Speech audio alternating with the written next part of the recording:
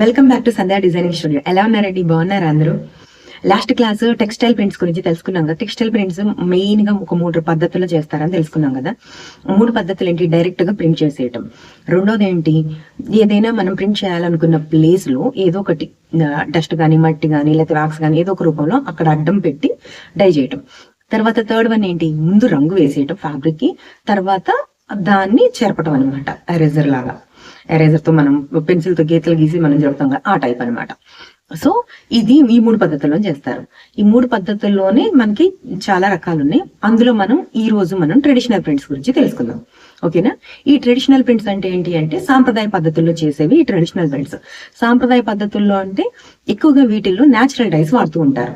ఒకప్పుడు అయితే బాగా ప్యూర్ ఎప్పుడు న్యాచురల్ డైస్ వాడేవారు. ఇప్పుడు ఏంటంటే అక్కడక్కడ సింథటిక్ డైస్ వాడుతున్నారు.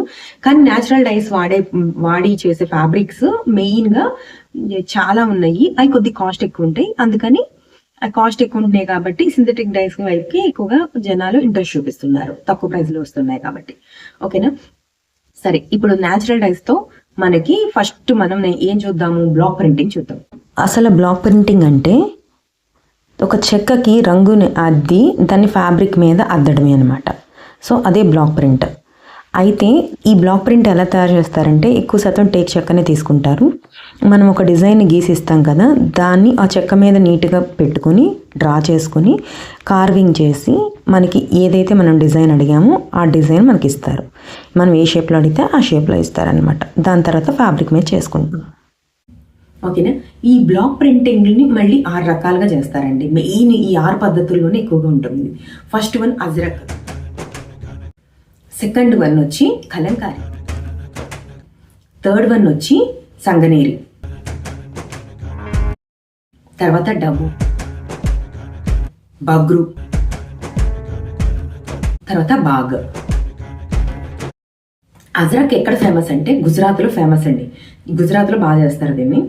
అయితే ఈ అజ్రక్ ఏంటంటే క్యామెల్ డంగ్ ఉంటుంది కదా, అంటే క్యామెల్ పేడ ఉంటుంది కదా, దానికి ఆముదం మిక్స్ చేసి బేకింగ్ సోడా వేసి దానిలో ఫ్యాబ్రిక్ తీసుకొచ్చి ఫ్యాబ్రిక్ ఉన్న గంజి తీసేసి ఉతుకుతారు. ఫస్ట్ గంజి తీసేసి ఉతికేసేసిన తర్వాత ఆరబెట్టేసిన తర్వాత ఆ క్లాత్ని తీసుకొచ్చి ఏదైతే మనం క్యామెల్ డంగు ఇవన్నీ తయారు చేసి పెట్టుకున్నారో దానిలో ఇది ఉంచి ఆ తర్వాత తీసి గట్టిగా పిండి ఆరేసి దాన్ని మళ్ళీ చెట్టుకేసి బాదిన తర్వాత మళ్ళీ అదంతా పోతుంది కదా, దానికి ఉన్న డస్ట్ లాంటివి ఏమన్నా ఉంటే కనుక పార్టికల్స్ అన్ని పోతే నీట్గా ఉంటుంది. దాని మీద ప్రింట్ వేసి ఆ ప్రింట్ వేసిన తర్వాత మళ్ళీ దాని మీద కౌడంగ్ ఉంటుంది కదా, కౌడంగ్కి కొంచెం మట్టి లాంటివి యాడ్ చేసేసి పల్చగా పెట్టి దాన్ని మళ్ళీ దాని మీద అప్లై చేసి అది తీసుకెళ్ళి ఒక రంగులో వేసి ఒక రంగు ద్రావణంలో, అండ్ అది కూడా ఆ రంగు ద్రావణం కూడా మనకి సాంప్రదాయ పద్ధతిలో చేసినవి.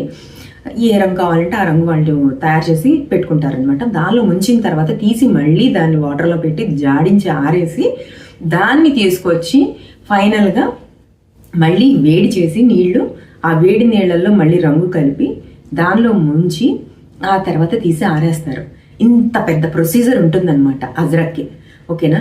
ఇందులో ఎక్కువగా ఏంటంటే మనకి చతురస్రాకారాలు, నక్షత్రాలు, రౌండ్ గ్రిడ్స్ అట్లాంటివన్నీ కనిపిస్తూ ఉంటాయి.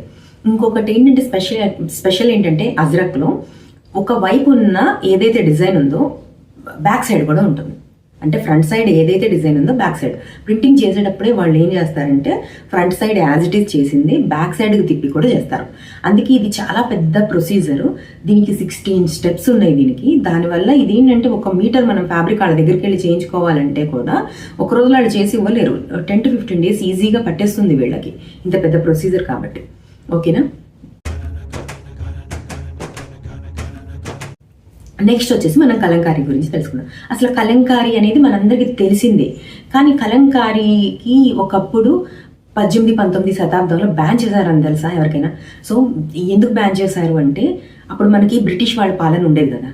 సో ఈ బ్రిటిష్ వాళ్ళు మనల్ని పాలించేటప్పుడు ఇది ఐరోపా వాళ్ళు బాగా మన దగ్గర నుంచి ఎక్స్పోర్ట్ చేసుకునే వాళ్ళంట. బాగా ఇంట్రెస్ట్ చూపిస్తున్నారు వాళ్ళు. మన మిల్లుల్లో తయారైన బట్టలకి వాల్యూ లేదు, వాటికి అని చెప్పి వాళ్ళకి లాస్ వస్తుందని చెప్పి బ్రిటిష్ వాళ్ళు చేసిన పని ఇది. కలంకారీకి సంబంధించిన మనకి కరక్కాయ, ఇంకా ఆవుపాలు, ఇంకా రావి చెక్క ఇట్లాంటివి ఉన్నాయి కదా, ఇవన్నీ కూడా పటిక ఇవన్నీ కూడా బ్యాన్ చేశారనమాట. అంటే జనాలుగా దొరకకుండా, అంటే తగ్గించేశారు వాటిని. దానివల్ల ఏమవుతుంది, దాని ప్రొడక్షన్ తగ్గిపోతుంది కదా. సో అది అట్లా దాన్ని అలా బ్యాన్ చేయడం జరిగింది వాళ్ళ బట్టలు సేల్ చేసుకుంటానికి. దాని తర్వాత 20వ శతాబ్దం మొదట్లో మళ్ళీ దీన్నంట వీళ్ళు సింథటిక్ డైస్తో చేయండి అని చెప్పి ప్రోత్సహించారంట. చేసినప్పటికీ ఈలోపు మనకి స్వాతంత్రం రావడంతో, ఈ స్వాతంత్రం వచ్చిన వెంటనే మన కమలాదేవి చట్టోపాధ్యాయ గారు, ఆవిడ పుణ్యమా అని చెప్పి నిజంగా మళ్ళీ కలంకారీ పునఃప్రారంభించారు. ఎక్కువగా మనకి శ్రీకాళహస్తి, పెడన్లో చేస్తారు. శ్రీకాళహస్తిలో ఏంటంటే పెన్ కలంకారీ బ్లాక్ ప్రింటింగ్లో చేయరు, పెడన్లో వచ్చి బ్లాక్ ప్రింటింగ్లో చేస్తారు. దీనికి వచ్చేసి ఆవు పాలు, కరక్కాయ ఇట్లాంటి మిశ్రమాల్లో వీటిని ఫస్ట్ మామూలు గంజి తీసేస్తారు ఫ్యాబ్రిక్కి, తర్వాత ఉతికి ఆరేస్తారు కదా.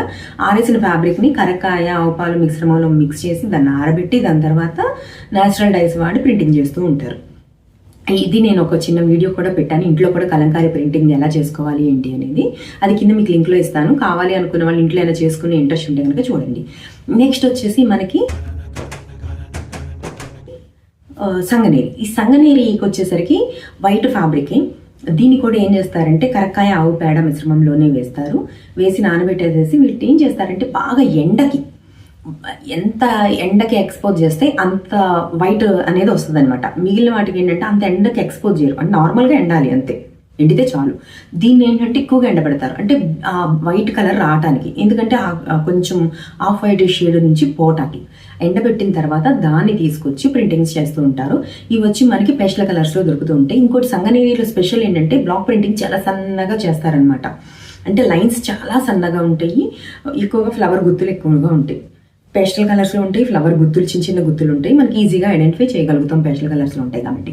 నెక్స్ట్ ఇది వచ్చి మనకి రాజస్థాన్లో ఎక్కువగా చేస్తారు. తర్వాత బగ్రు కూడా ఏంటంటే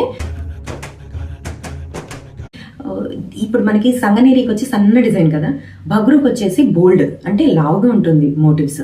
ఓకేనా, మనకి ఈజీగా ఐడెంటిఫై చేయగలుగుతాం దీన్ని కూడా. దీన్ని ఏంటంటే కొంచెం రెసిస్ట్ ఇస్తారు అక్కడక్కడ బగ్రు చేసేటప్పుడు. కొన్ని చోట్ల అయితే మామూలు డైరెక్ట్ చేసేస్తూ ఉంటారు.